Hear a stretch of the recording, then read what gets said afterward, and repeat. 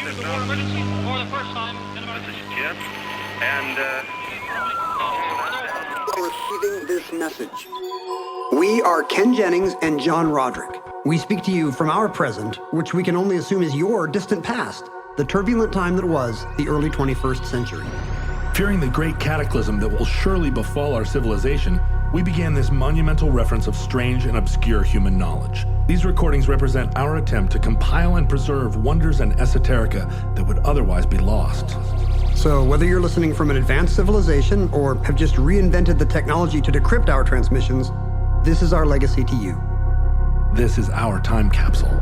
This is the Omnibus.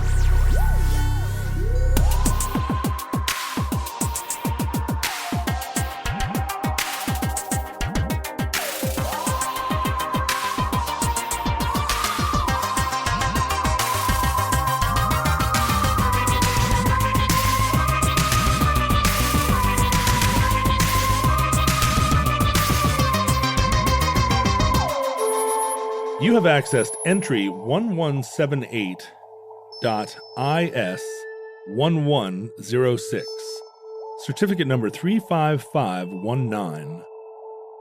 Samantha Smith. Somebody told me you went to, was it a summer camp or a version of a summer camp for a few days with a... I was really surprised. Usually I'm really shy to meet new kids, but I was so surprised as soon as I touched the ground from getting down the stairs off the plane. They grabbed me and pulled me onto the bus. Yeah? So kids are pretty much the same everywhere, you think, huh? Yeah. Unfortunately, you didn't get to meet Yuri Andropov, did you? No. What did they tell you was going on? Why didn't you get a chance to meet him? They just said that he was too busy. Just... Too busy? Yeah, I guess world leaders get pretty busy sometimes. Samantha Smith. Samantha Smith. You were at, a couple months ago, you came over to our Christmas party. I did. And for some reason... There were a lot of people there. For some reason. There were too many people. A lot of people there. I know you don't know that many people. It would have been better if you hadn't come. There were already a lot of people. You take up a lot of space. I do. Not just physically, but, emotional conversationally. Space. Yeah. No, we were happy to have you, but we were doing the Seattle thing where we thought maybe half of the people would say yes. And no one would come. Yeah. That's kind of what I was hoping for. I like the scenes in movies where somebody sits and waits for their romantic partner to come and then it fades to the candles having burned down. Yeah. That's what I'm hoping for. I parked myself in the corner of the kitchen, and your parties are distinguished by the fact that there are a lot of kids at our parties at your house. And I'm sitting in the corner talking to somebody, and there was some teenage boy who was really fascinated by the punch.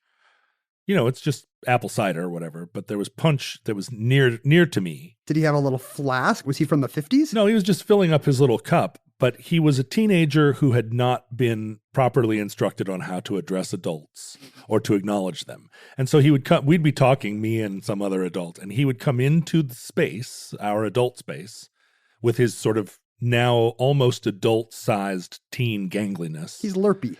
And he would need some of this stuff, but he wouldn't know how to acknowledge other people. He's looking at the floor or whatever, and he didn't know how to say excuse me or hello or anything. And so he kept coming through as this kind of ghoul, this like otherworldly specter. It's a Christmas ghoul. And it's Marley's ghost. And I kept saying, "Hello, young man, are you here for more cider?" And he's So, I like that you're Mr. Fezziwig. Hello, fill your cups.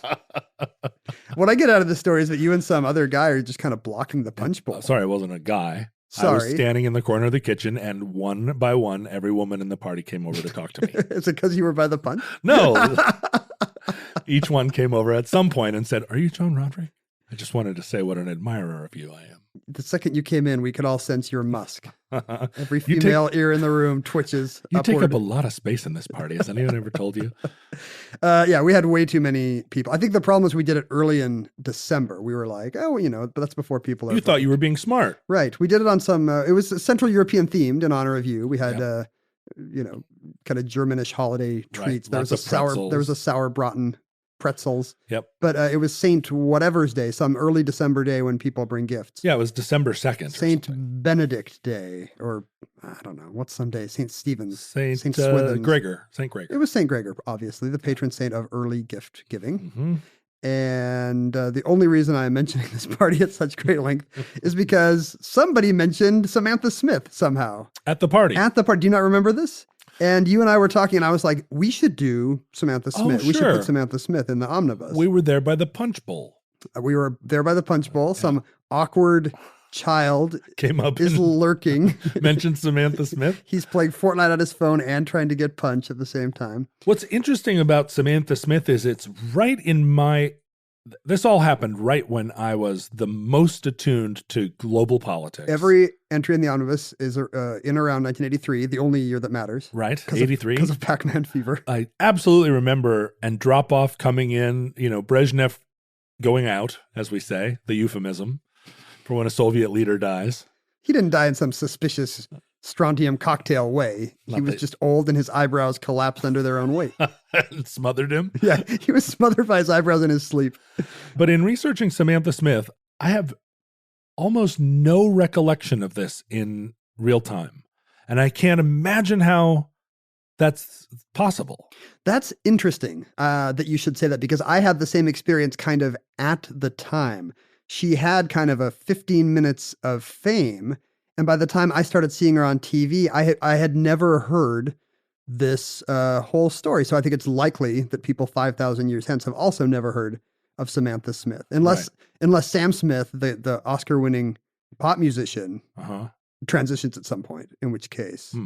Or it may be that Soapy Smith gets conflated with Sam Smith. I don't know who Samantha Soapy Smith Smith. is. Soapy Smith a Sunday Comics character? We should do Soapy Smith in the omnibus. Soapy Smith and Barney Google? Who it sounds like an evil gambler from a 70s Disney movie. There you go. Or something. There you go. Soapy Smith is a gambling man. He's part of Alaskan lore.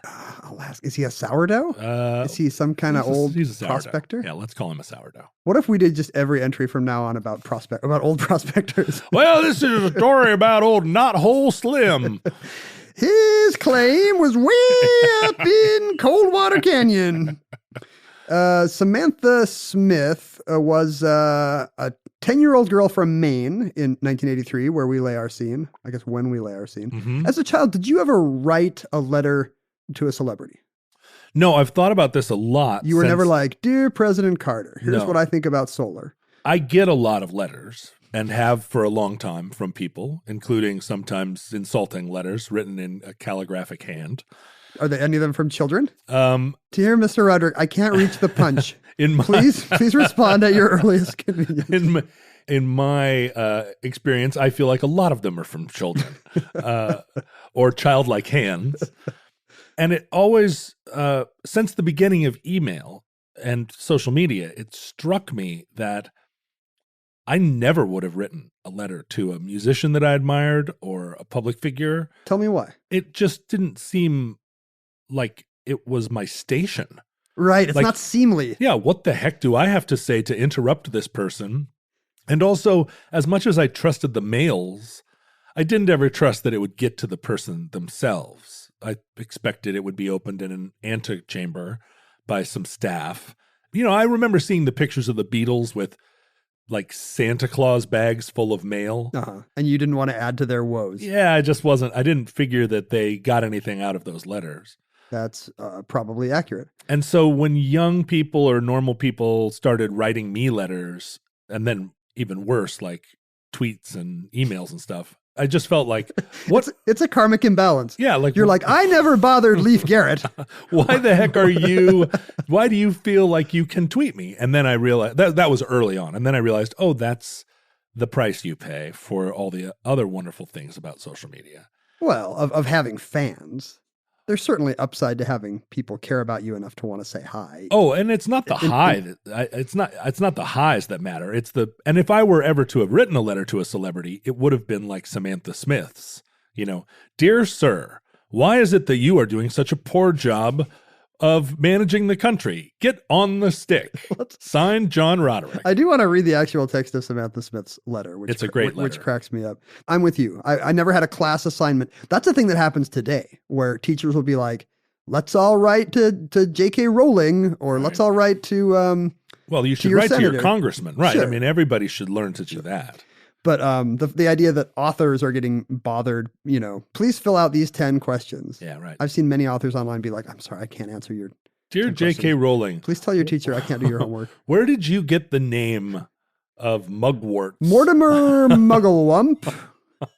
The only experience I had with this as a kid was we were in like a Walden Books or a B. Dalton, one of the mall stores that used to exist when malls existed. Sure. And there was a book called, I think, The Book of Addresses or The Address Book or something, which was nothing but an alphabetical list of celebrity addresses. Oh, what an awful, awful karmic debt that person owes to the world. So looking back now, there's no way they were home addresses, right? It wasn't like, go to Mickey Mantle's apartment, bug the hell out of him. I'm sure it was... Did you ever buy a star map, a Hollywood star map? I never have. Are there still guys selling maps to the stars' homes? I haven't seen one in a long time. I was just last week, I was talking to somebody who lives up in, I don't know, Hollywood Hills somewhere.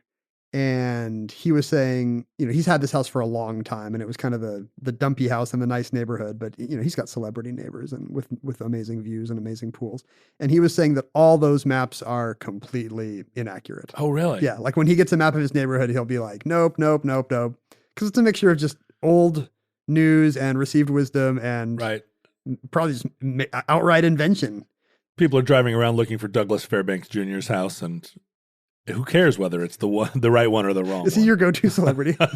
When I think of Hollywood today, I think of Douglas Fairbanks Jr. Where did Lucille Ball live?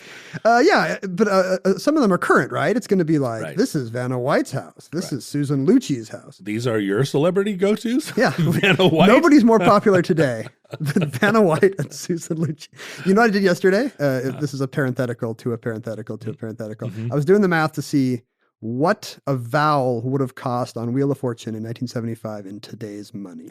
This is an interesting little foible or like a amuse-bouche. A weird way for me to spend my time. Yeah, so how much is a vowel in today's dollars? So they're $250. They're still $250 as they have been since January 1975 when the show debuted with Chuck Woolery and not Vanna White, Susan Stafford. If you do the math, just the government's CPI, Consumer Price Index calculator, a vowel would be worth. You wrote this down? I did, and I don't remember the exact number, but it's a better deal even than the Costco hot dog that's still $1.50 these many years later. $1,205.53. $1,205. That's what a vowel should be worth today. And yet Pat Sajak is like, you know what? I'm going to let you have this for $250. That's a $953 discount. I never understood why you would buy a vowel, but then I started realizing, because there's always going to be a vowel. Right. And it should cost you. Otherwise, you'd just go A-E-I-O-U. I'll take all the vowels. Okay, now I'll spin. Right. When you're guessing a consonant, you're risking a lot. Right. Vowels, you've got much better odds. Right. We were talking about this, I just realized, because of this book of addresses that I found. And I'm sure it was just P.O. Boxes and William Morris Agency, right? Like there's no way they were actually telling people where Chuck Woolery lived. Deborah Winger lived or whatever. But my dad bought this because he really wanted to write a letter to Isaac Asimov. Oh. He had, as you do. Sure. I think when we were living in South Korea and he had found in some bookseller kind of a pirated translation of The Caves of Steel or some 50s sci-fi classic. Yeah, exactly. Some old-timey Asimov book. And he wanted to send it to Dr. Asimov, with his, compliments. My dad is a big sci-fi fan. And he got a letter back, a very nice, it turned out Asimov was one of these guys who hand typed and signed a nice little letter saying, thank you. I've seen copies of this book from, Yugoslavia and Egypt and Venezuela, but I have not seen one from South Korea. Thank you for adding this to my collection, blah, blah, blah. Best Isaac Asimov. My dad was so excited. He framed this letter. And I think this was when it occurred to me, you could write to famous people. I never did it. More out of laziness than dignity, probably, but. Well, you're causing me to recall that I did once write a famous person. It's out. And to blackmail them. Never. Chuck Woolery. I was a young person and I wrote a much older person to say, excuse me, I'm trying to get to the punch, but I'm extremely shy. No, I wrote the comic strip artist, Lynn Johnson. For better or for worse? For better or for worse. She's a Canadian. She is a Canadian. And, I followed the comics rather closely. As did I. Soapy Smith. Soapy Smith. Were you sad when Farley the dog died? Were you mourning Farley? No. So you may recall. I almost certainly do not recall. Although if you followed the comics closely. So Lynn Johnson started doing For Better or For Worse, I think in the 1980s. Yeah. And it was one of the rare comic strips where the children were aging in real time. Mm-hmm. When the show started, at the time, I think maybe it was the first one, that the kids were little and then they started to have teenage problems, and then they grew up. And at a certain point after the kids were having sort of college issues or they were about to go to college or something. And I remember reading the strip, being very curious because her kids were just a little bit younger than I was. Did you feel like you were Michael or whoever the? No, but these were characters that had been with me throughout my teen years. They grew up with you. And she decided to reset the strip and go back to the kids being kids again. Okay. Because I'm sure when she started doing the strip, she thought, what's going to happen? 10 years from now, I'm still going to be doing this thing? It seemed like a good idea. She should have realized Gasoline Alley is like in its 110th year. And so all the characters, are, right. They still remember Calvin Coolidge, but they're somehow still knocking around. They're still, yeah, right. I mean, how I think Peanuts actually aged in the very earliest days of Peanuts. They were little kids. They have big heads with little features down at their chins. Yeah, and Lucy was a toddler, and she's younger than the rest of them. Linus can't talk; he's just a baby. And then they got to be whatever that age that they remained, which was somewhere. I kind of put them at about 8 years old. That seems right. They stabilized. They stabilized at 8 for 60 more years. But anyway, I wrote Lynn Johnston right before she made this decision because I could see it looming because I followed the comics very closely. And this weighed heavily on your teenage mind. Well, I said, dear Miss Johnston, I love your comic. I've followed it religiously. I literally have a religion based on. I admire your Canadian household foibles. Yeah, I admire that you have portrayed the struggles of your teen children fairly accurately from my perspective as a teen. And I'd like to encourage you to continue to let the children grow because you have an audience of young people who are interested in seeing you tackle the challenges of being 19 and 22. Sincerely yours, your fan, teen John Roderick.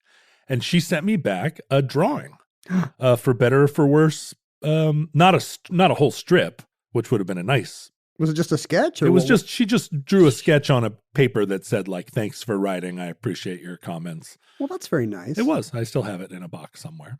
That's the one. Can you imagine the one person I ever wrote? You were so confident in your sense of self that you had never written to any celebrity, but part of you was thinking asterisk, except for cartoonist Lynn Johnston. Cartoonists and I mean, I used to write reviews of the cartoons in the Sunday paper.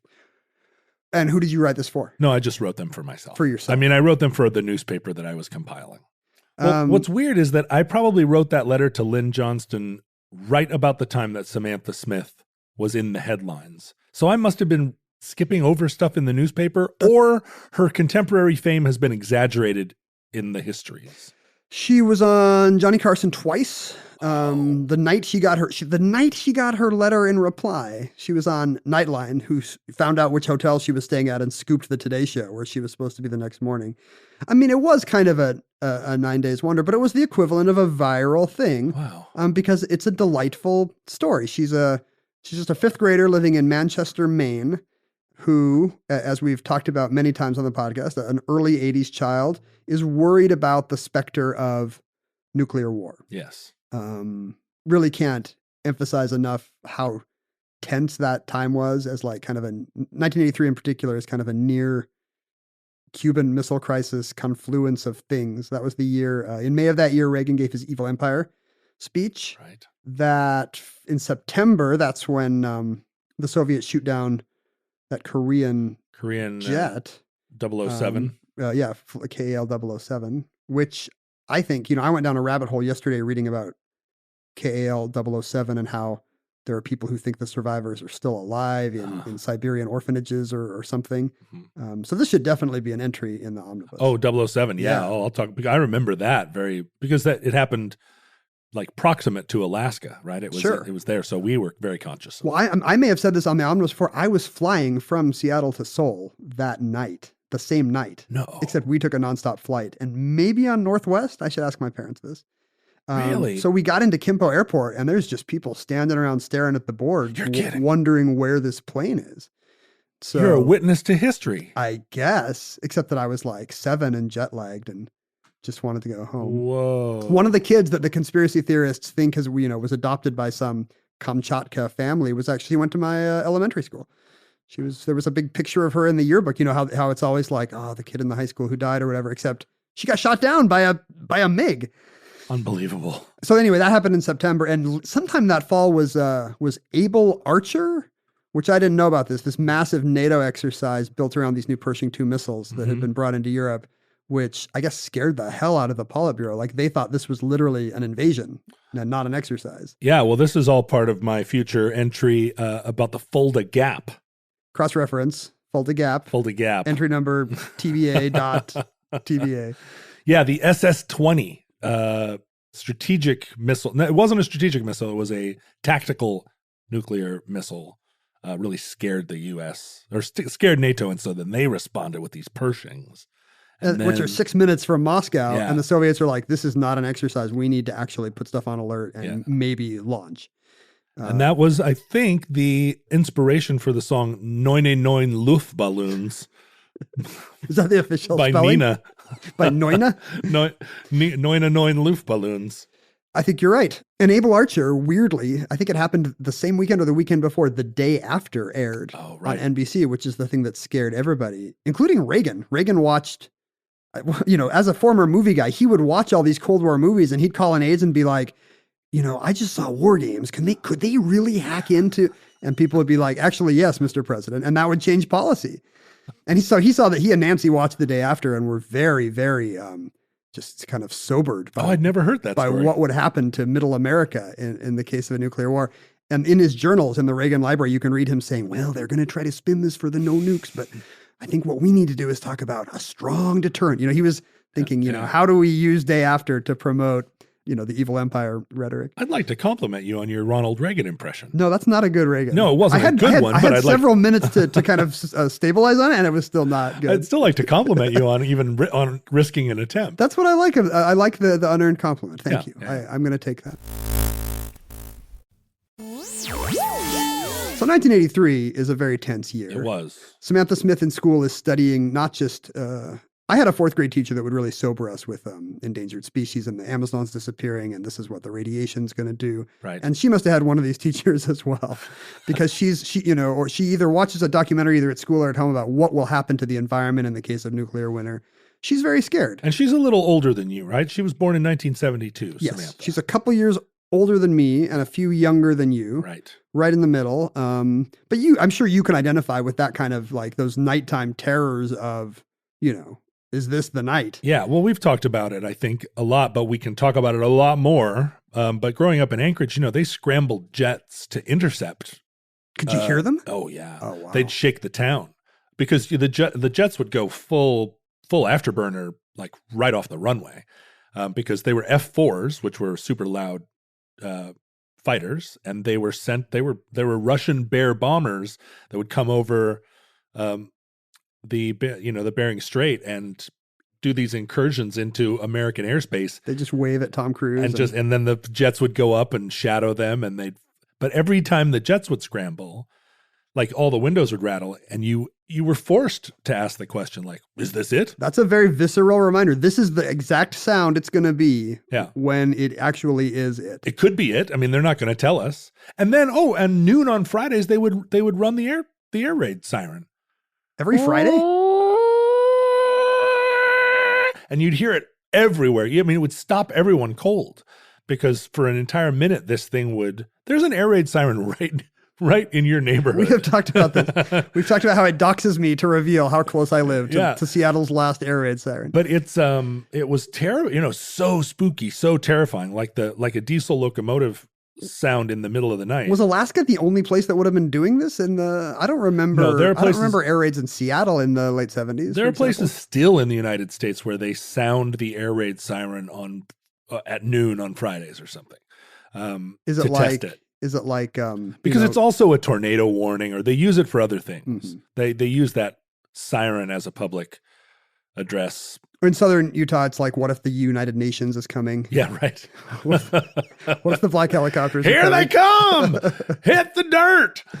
So 1983, and I think it had a profound effect on my generation, that we expected the big one at all times. You never unclenched. I wonder if it makes me a bit of a nihilist, because I really did feel like there's nothing I can do. I have no control over this. Yeah. It's a feeling you get on a plane where you're like, well, something could go wrong on this flight, but I'm not the pilot. What can I do? I think it's behind a lot of the survivalism and prepper culture, because a lot of those people are my age. They are our age, yeah. And they grew up thinking like, how am I going to survive after the day after? And now they're in their late 40s and 50s and they're filling up a bunker with the Jim Baker buckets. Why are none of them making a handy audio encyclopedia for the apocalypse? Like, why are we the only ones who have thought of this? Wait a minute. What if we could get all the preppers? The entire premise of our show. What if we get all the preppers into podcasting? Wouldn't that be? I mean, all these companies selling powdered milk would go out of business. But you know what we should do? We should start a network and have it be a prepper network, and then we just take all the profits. Right? That seems to be how you make a success in podcasting.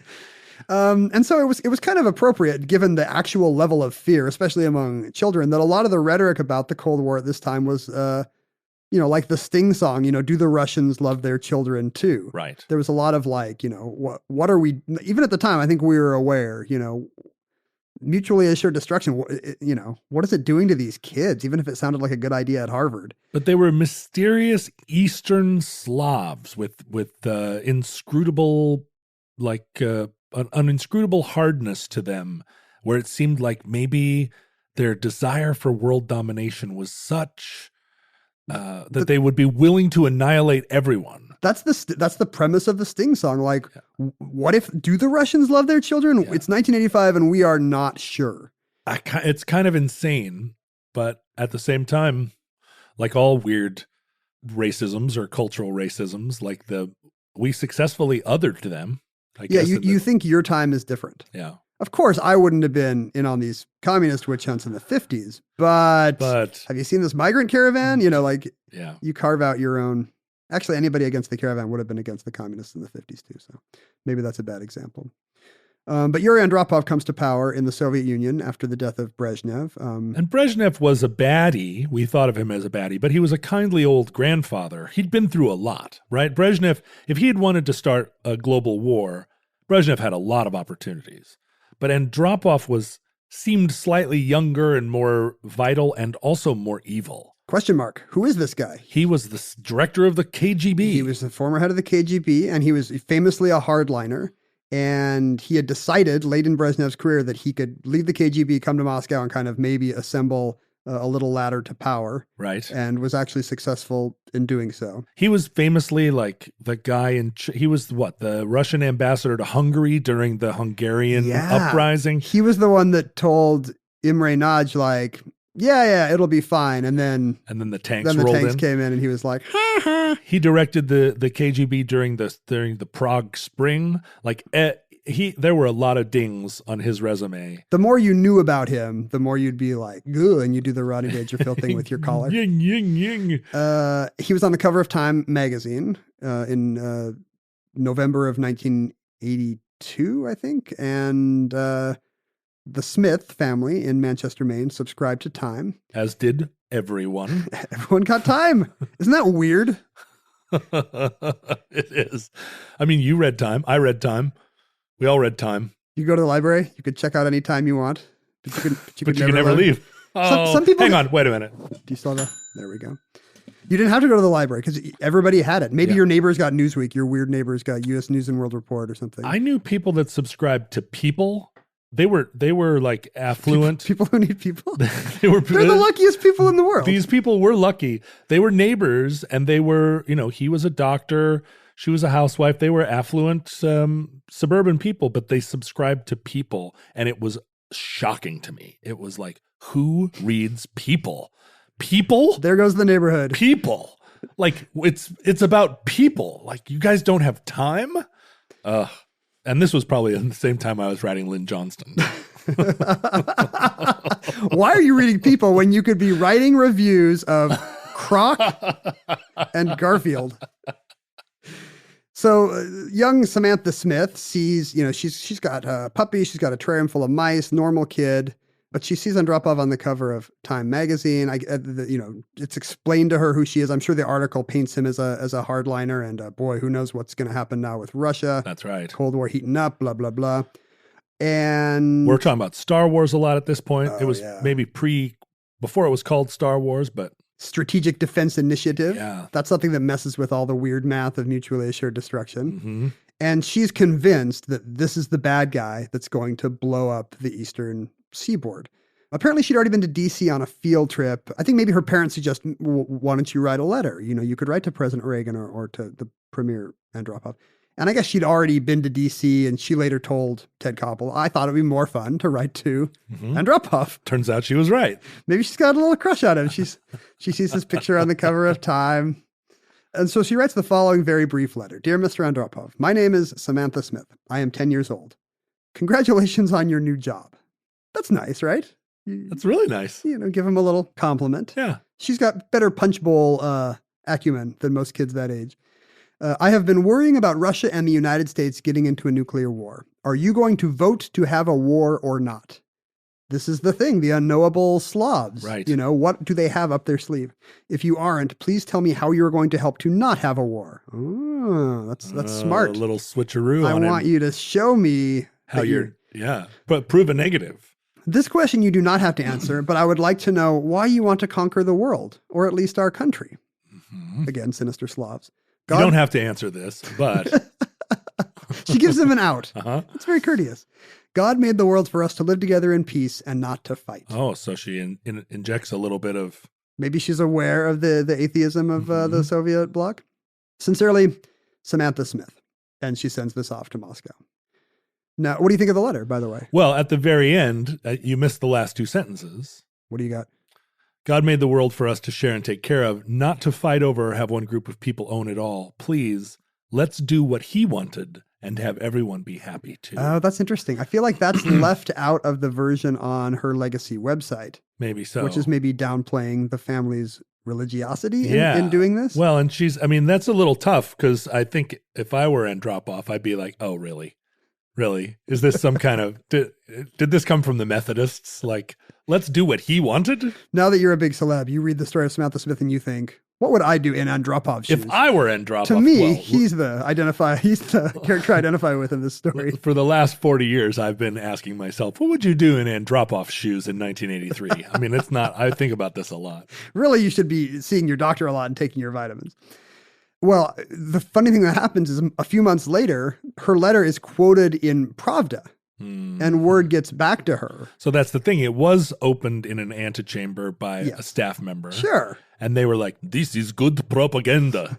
Must take it to Pravda. We can use this against decadent West.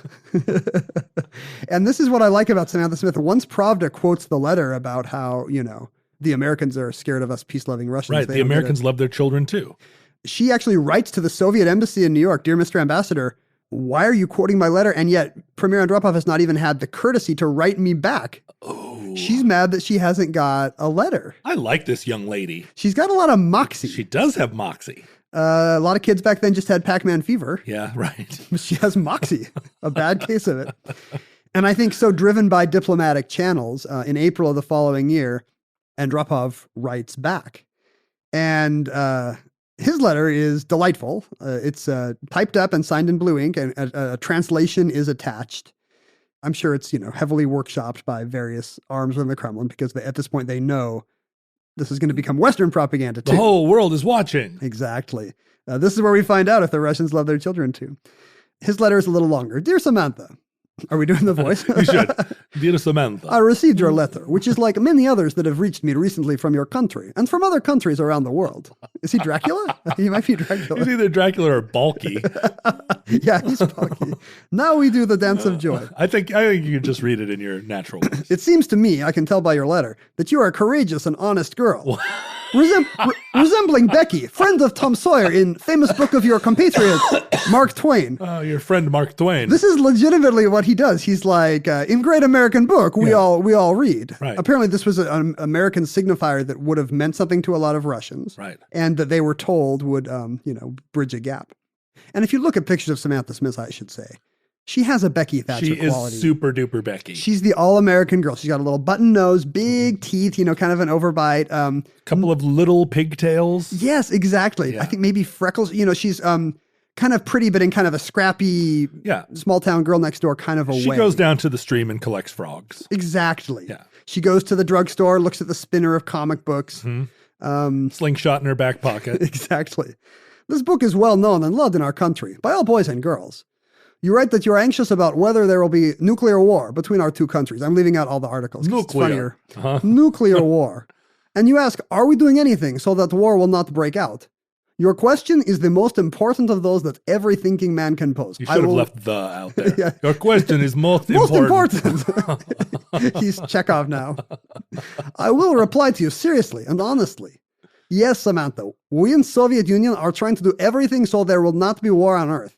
This is what every Soviet man wants, or Soviet, you might say. Soviet man. Well, and he also, throughout the letter, always says, this is what man wants, this is what every Soviet man wants. He's using man to refer to mankind. Right. Do you think there's some kind of, I'm a masculine Slavic man standing astride the world like a colossus? It does stand out that he's writing to a little girl, and he uses this sort of like, every Soviet man wants no war with America.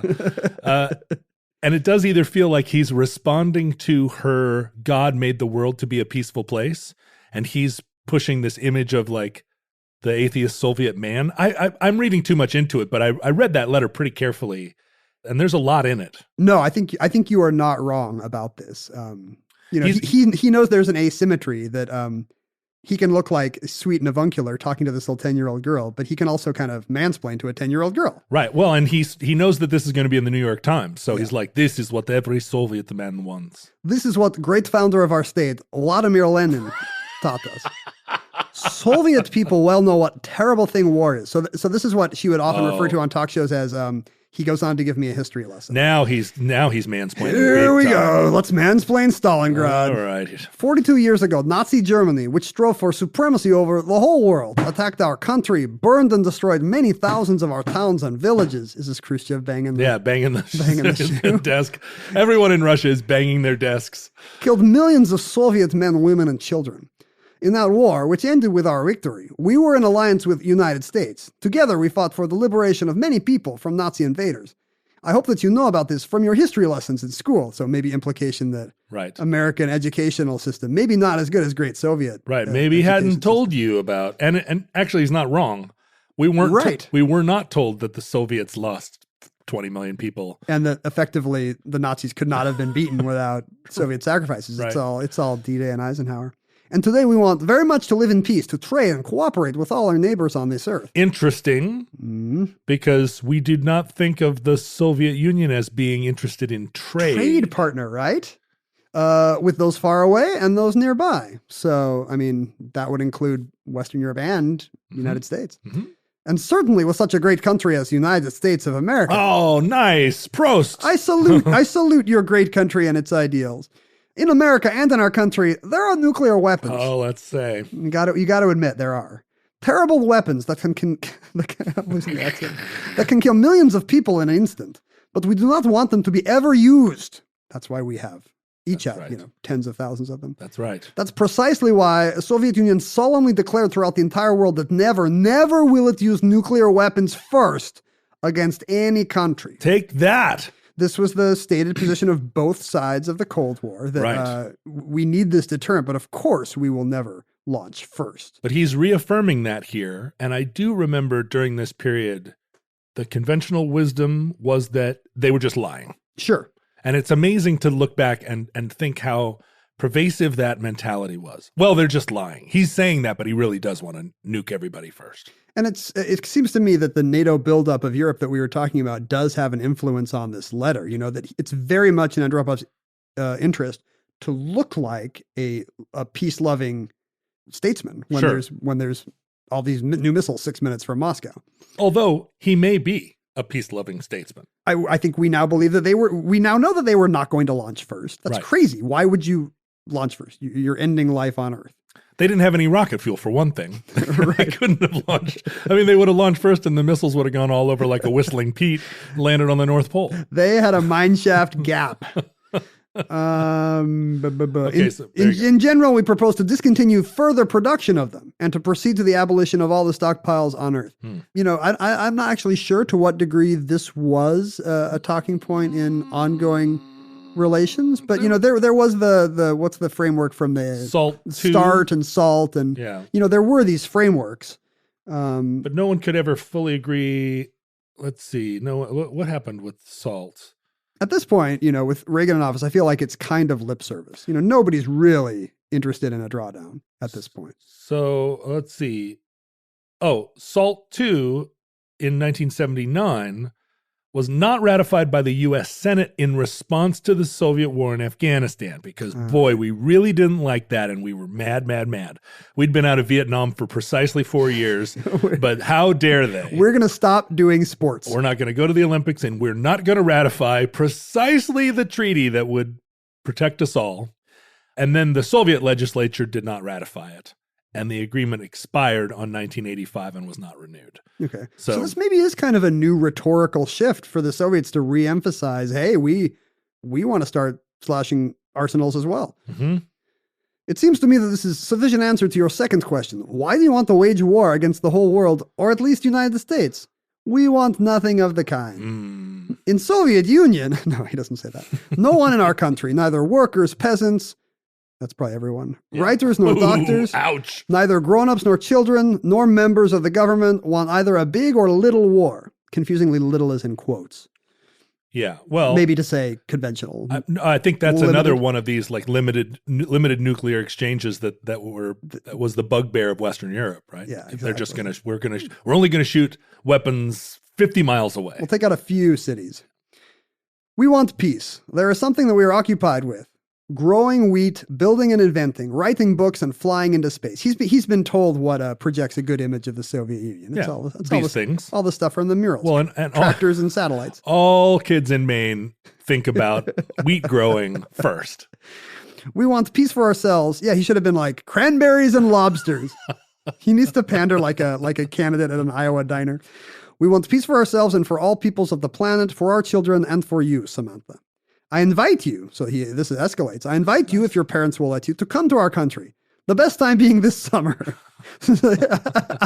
I like the tacit admission that really there's like 3 weeks when you want to go to the Soviet Union. I think he's putting it in context like, I'm super busy until like mid-July.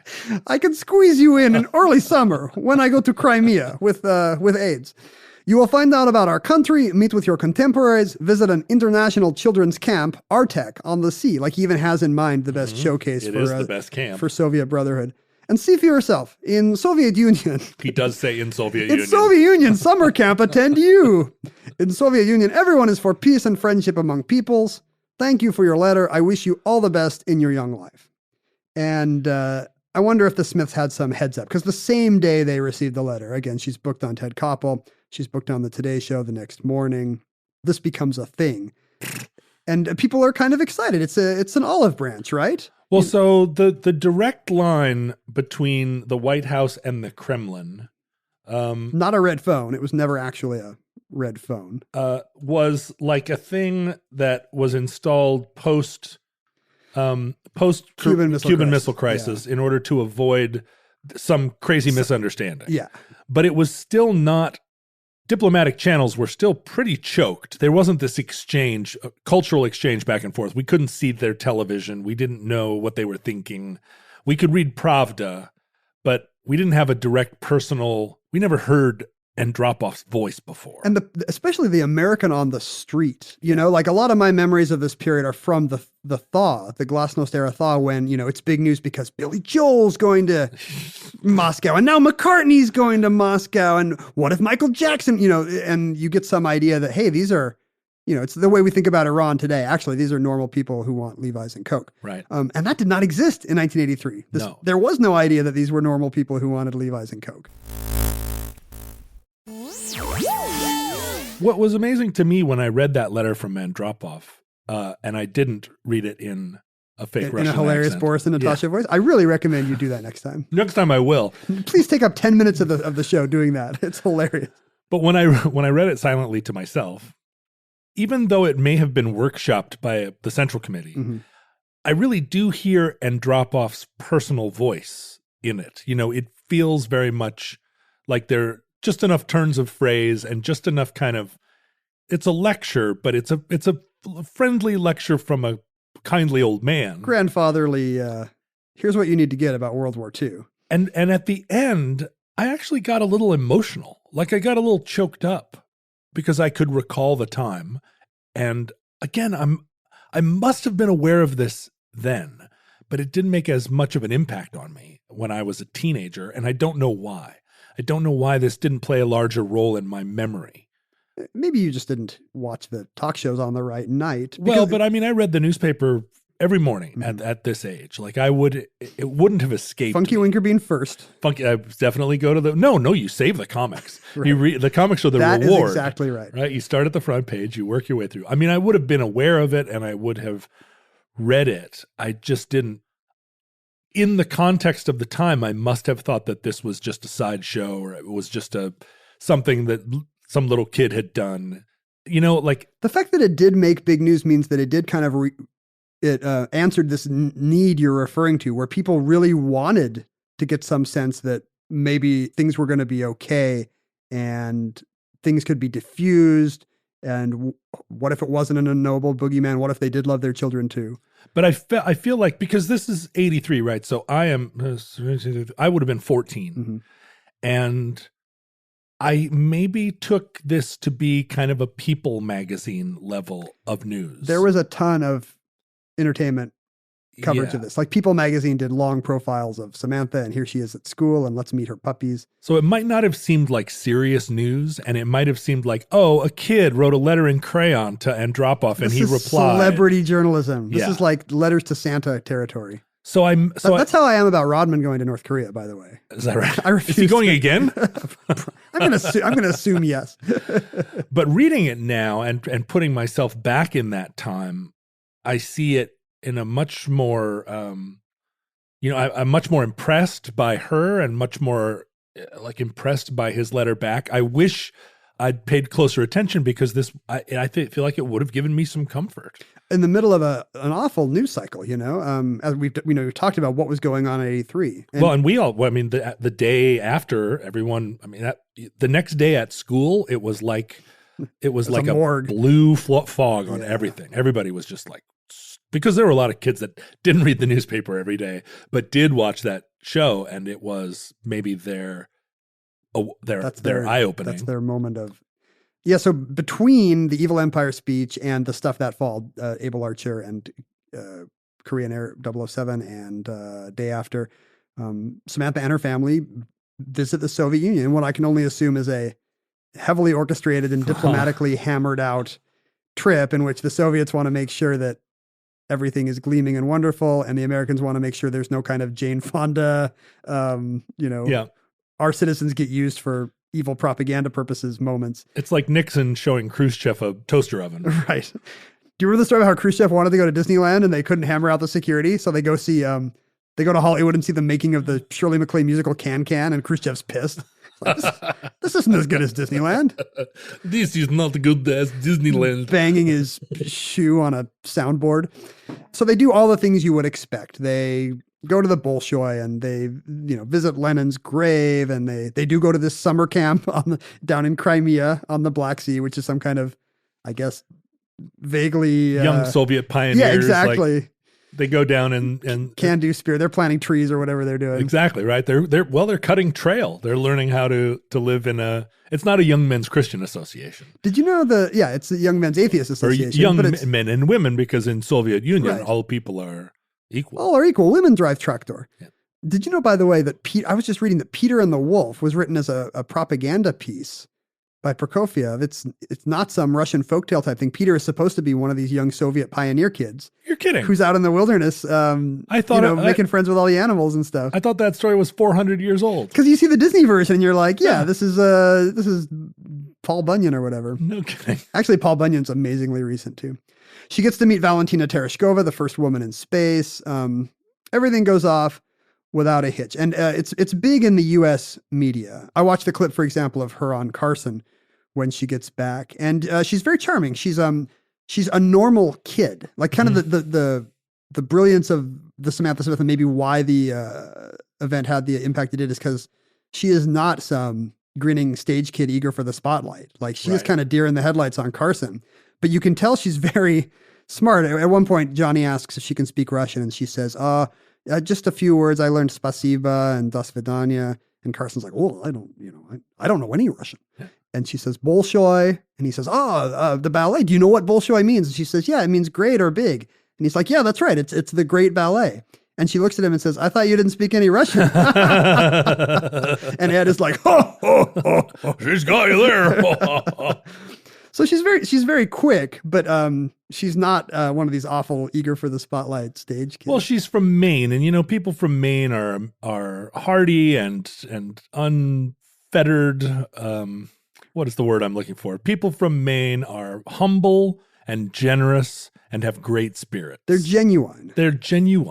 We spend this whole show basically making fun of different regionalisms and nationalities, and now you are in favor of Maine only. I'm terrified of Mainers is why. Everyone in Maine that doesn't live directly on the ocean is a terrifying redneck. I read Hodgman's book too. I'm afraid they're going to murder me like Angela Lansbury in her little village of murder. Well, looking at Samantha Smith and watching some of this stuff, learning about her, I'm reminded of Tavi Gevinson. Tavi Gevinson, the teenager who started a fashion blog and just wrote sort of as a pretty young girl, writing about contemporary fashion, and all of the fashion world became enamored with her writing. You and I have talked about Tavi before. I can't remember if it was on the Omnibus. I don't think it was. It was maybe just, so I met her and spent a extremely charming afternoon with her, but she's grown up now. She's in her 20s. She's 22.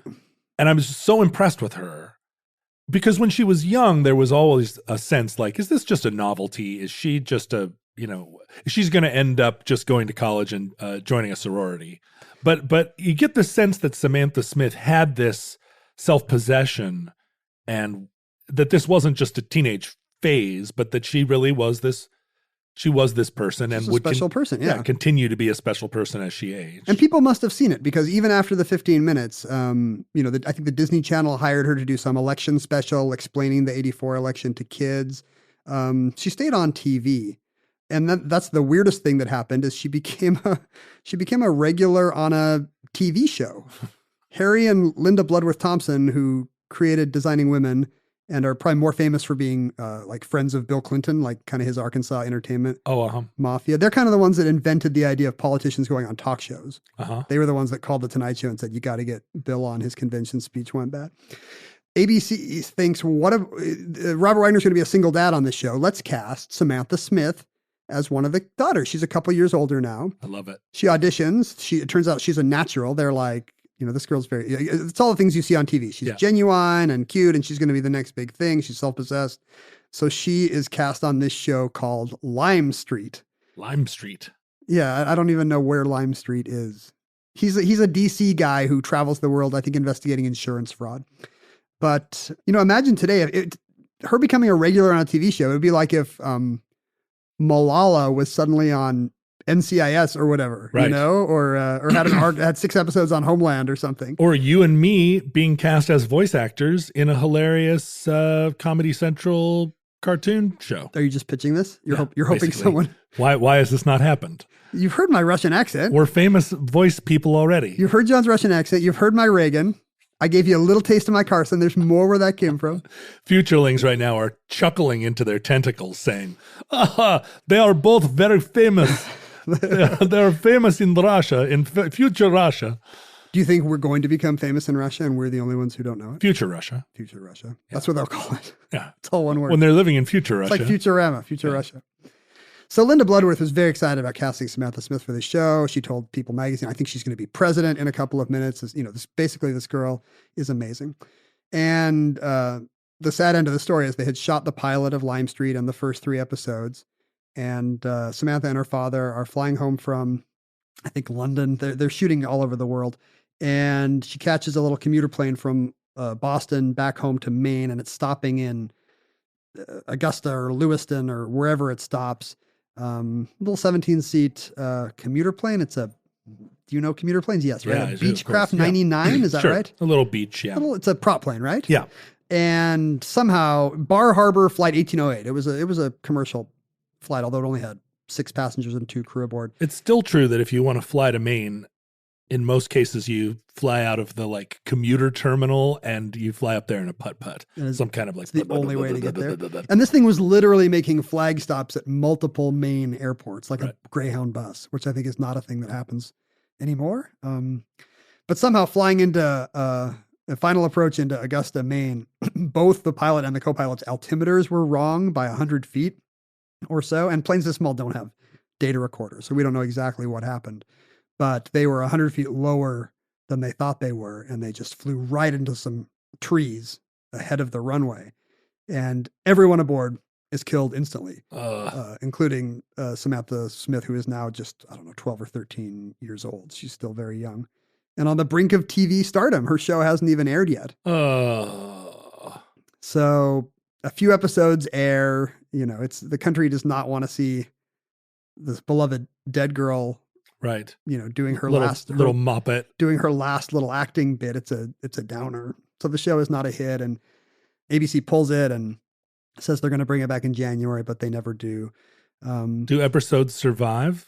Yeah. Well, I remember watching it as a kid. You're kidding. The thing about living in South Korea is we got the weirdest shows via the Army, whatever package deal they can negotiate with the networks. You got what you got, and don't be upsot. Exactly. Yeah. Because there was no way to change the channel. So I saw all 8 episodes of Lime Street, including I think ones that didn't air in the US. Huh. I don't remember anything about it. Although I do remember seeing Samantha Smith's name in the credits and being like, wait, is that? And then looking her up and being like, I think my mom knew. Oh, that's the girl that wrote the letter to Russia. Of course, she was mourned in the US. This little commuter flight was front page news, and the news was that Samantha Smith's reported dead. But it was huge news in Soviet Union. Wow. Because her visit over the summer had just been, a few summers before, had been a media circus. Because I guess what we never thought about was something you've alluded to. They also didn't know if we loved our children. Right. In Russian propaganda accounts and received wisdom and just man on the street thinking, Americans were the new enemy. They were Nazis, and the thinking about them was the same as the thinking that had been about the previous enemy, Nazi Germany, during World War II. They're evil. They'll do anything. You can't identify with them in any way. And so to have Becky Thatcher visiting Lenin's tomb and hanging out with cosmonauts, right? That was a big, hopeful moment for them as well. Maybe they're not going to nuke us first, like we assume. Maybe her best quote in all of it, because I guess she went on to be a goodwill ambassador to Japan, after she got back from Russia, she was trotted around as part of, before she became a TV celebrity, she was sent around as let's see if this happens. It's not like we needed to patch up things with Japan quite the same way, but let's send her around and see if she can make us look good everywhere. And she said at one point, I think every summer, the Soviet Union and the United States should just switch grandchildren. All the grandparents should send their kids to spend the summer in the other country, and no one would ever want to nuke the other country because their grandkids are either there or on their way there. And I was like, what a charming little strange... She invented human shields. Yeah.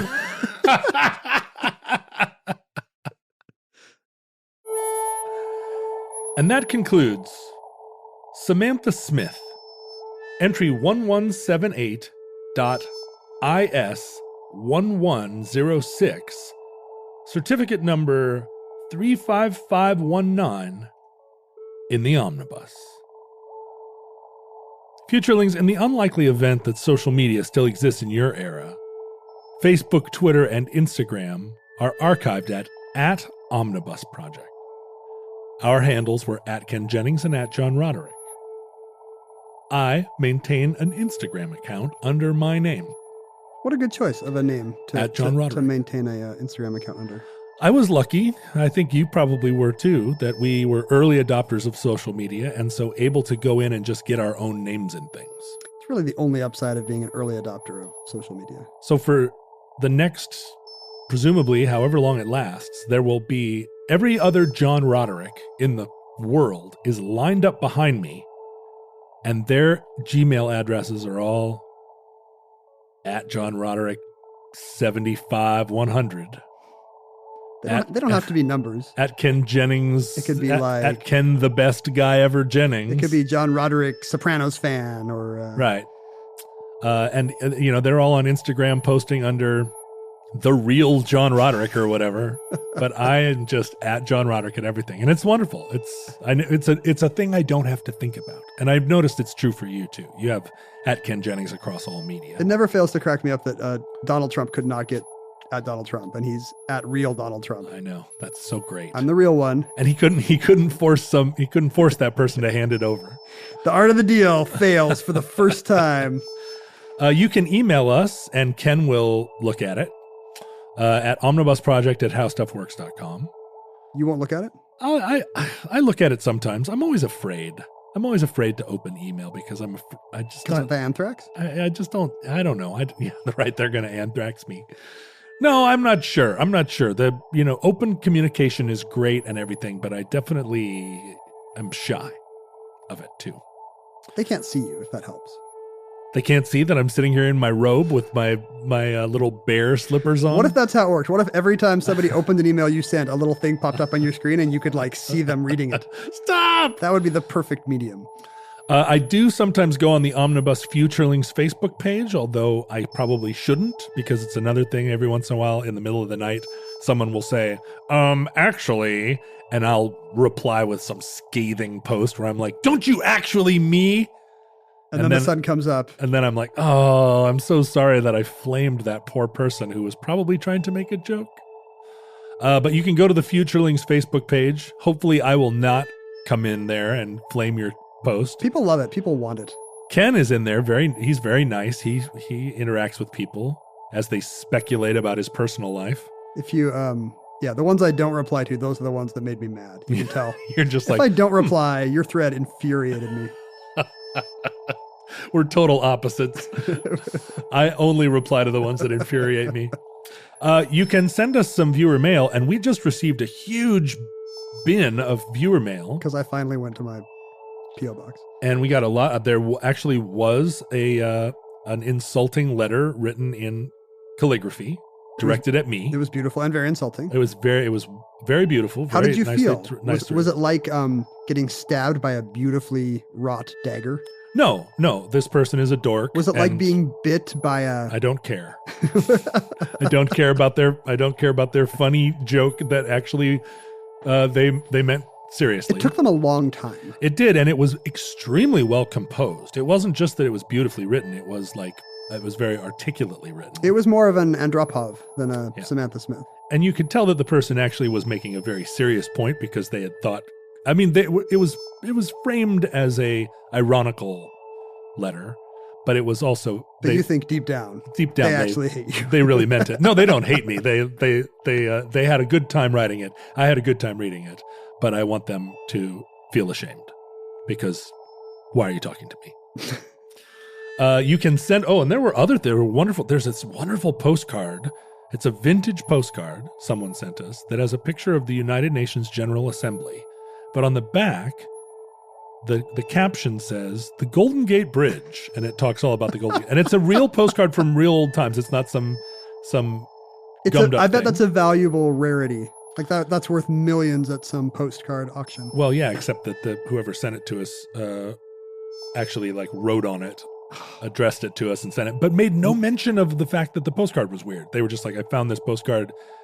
To me, that's cooler. I bought it from an old man in a weird hat standing on the side of the road. A couple of postcards with our names in kanji. We got a lot of, we got a nice calendar from New Zealand of like naked girls. We got a Spanish real that came out of somebody's garbage disposal. That's right. Pirate treasure. That you and the writer both think is a fake real, but I'm going to proceed as though it were a real one. A real one? A real. I feel like it's definitely made of tin, but maybe they were. I don't think they were, but I'm still gonna act as though I'm gonna give it to my child and say, treasure this.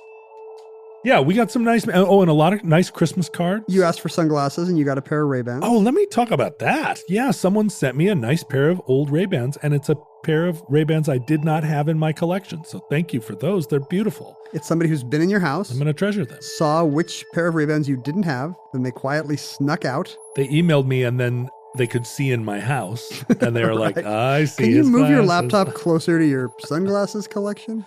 Anyway, write us, send us things, send us vintage sunglasses and great like nudie calendars from New Zealand. Send nudie calendars for John and sunglasses for me. Why should he be the only one with sunglasses? Ken pulled out the nudie calendars, and you could see he was holding it up to show me, but you could see that he didn't want his fingers to touch it. So he was like, here it is. One of the few things I can say about these hands is they have no New Zealand porn on them. Well, they didn't until today. Write us at P.O. Box 55744, Shoreline, Washington, 98155. Listeners, from our vantage point in your long-distant past, we have no idea how long our civilization will survive. Like Americans and Russians of Samantha Smith's generation, we hope and pray that the catastrophe we fear may never come.